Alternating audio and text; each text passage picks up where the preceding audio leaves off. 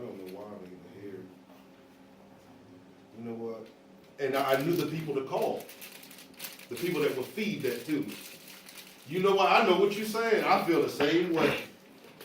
And we have a cliff party, and whoever, I don't call them pity parties, because I believe we need to take responsibility for our own actions, so you got to put your name to what type of party it is. So I called it a cliff party. I have a cliff party, and they joined in with me on that cliff party, because I wouldn't call those that will hold me accountable and say, and have that empathy with me, that hold me accountable and say, if you don't get yourself together, why in the world are you doubting on Tuesday what you were so confident about on Monday?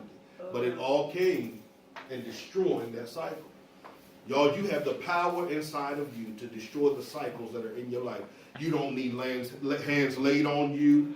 You don't need somebody to come and prophesy to you. You don't need somebody to remind you of who you are.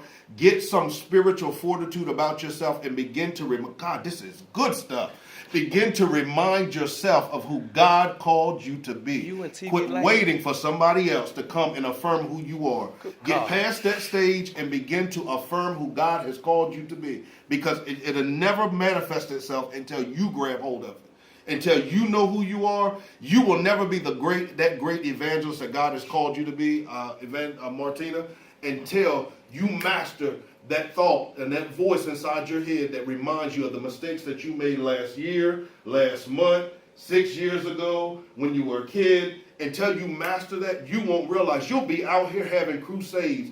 Thousands will be healed, set free, delivered, saved, and you'll still be going in your office and crying. Why? Because you'll still feel like that broken little individual, and he used you that powerful, but because you didn't deal with the cycles that were in your life, those things still torment and taunt you, and you can't understand, well, why in the world can all these people be free and yet I'm still bound up? Why? Because now you haven't connected with the gift that is inside of you to understand that it's the gift that's going to break the cycle. I can't break the cycle in your life. I can be there for you. I can support you. I can do all of those things. Your apostle, your pastor, he can't do that for you. It has to be you submitting to what God has called you to do to break that very cycle and be willing to do something new. So the first key to it, and he just gave me that because that ain't even on my notes, is to break that cycle in your life. And we all have cycles that have to be broken. Break that cycle. Man, God, you know I love the camera. Spirit of promise, deliver me, God. But that's the first thing. The second one is, it was right in that scripture, 1 Timothy 4:14. Neglect not the gift that is in thee. Neglect not the gift. So responsibility number one was what? Destroy the cycle. Destroy that cycle. Break that cycle. Number two, neglect not the gift that is inside of you and some of the gifts that are inside of you. Don't do like me and just stick with the gift that you're comfortable with. Don't do that. Don't do it. I'm telling you, do not do it.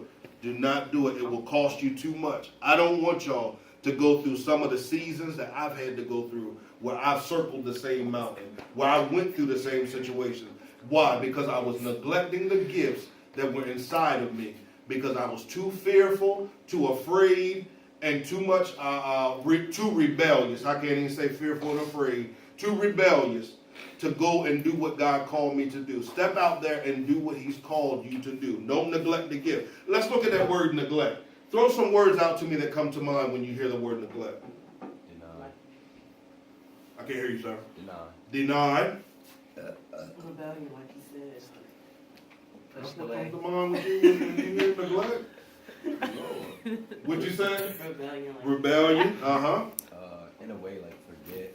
Forget. Okay. Bless you, elder. not even acknowledge. Not even acknowledge. Okay.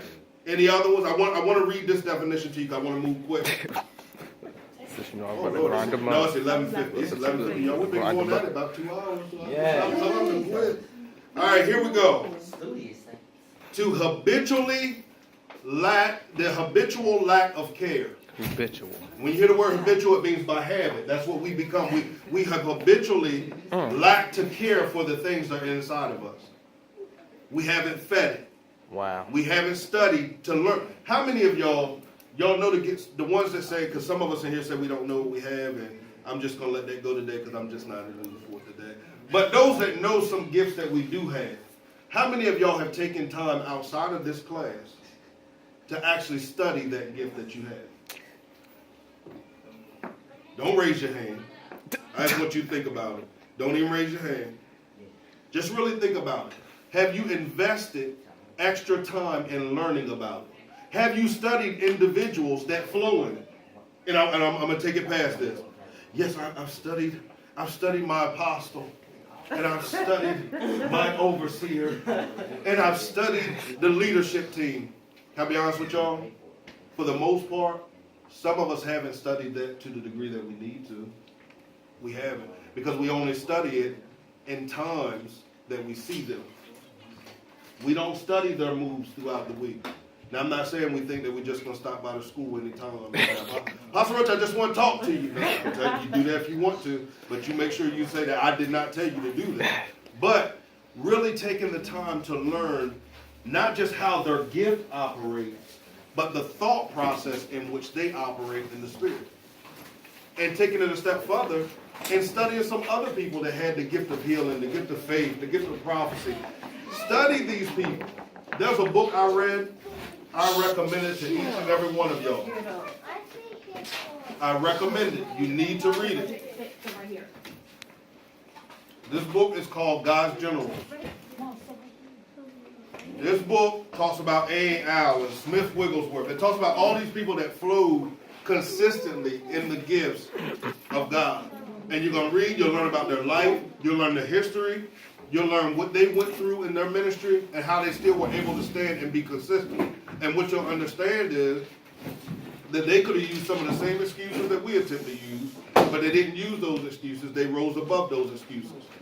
So this week, we are no longer going to habitually lack the care for the gifts that are in our lives.